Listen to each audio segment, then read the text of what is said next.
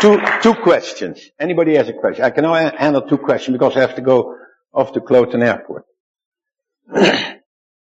Anyone, it's too early, after this shock treatment. Build a net, my best network came out of the Harvard alumni.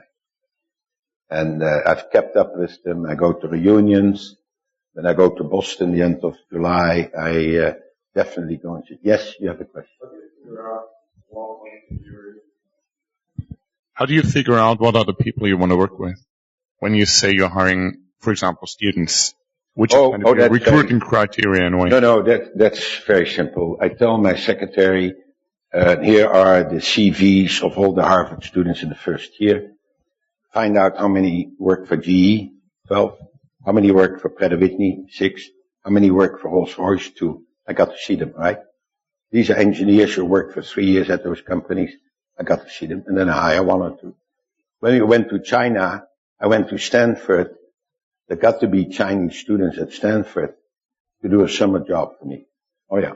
So I go, I usually do that a lot. You know, I get the Gallen CVs, I get the INSEAD CVs, MIT CVs, and all of that. We spent a lot of time on that.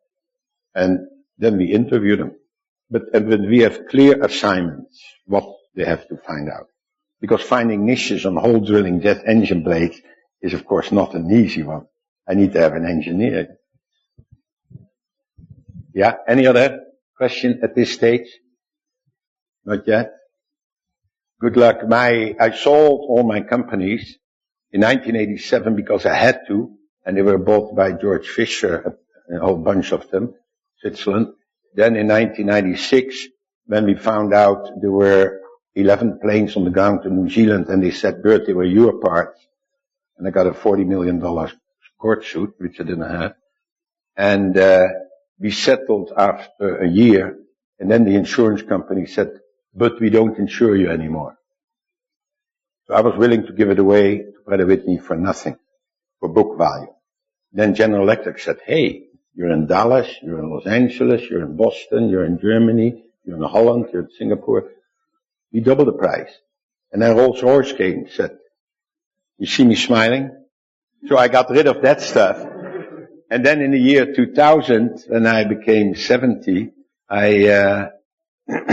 my managers wanted to buy a company in America, but we didn't have stock in this bubble. We had to pay cash, which we didn't have. And then Pratt & Whitney said, we want to buy you again. These other parts of the company.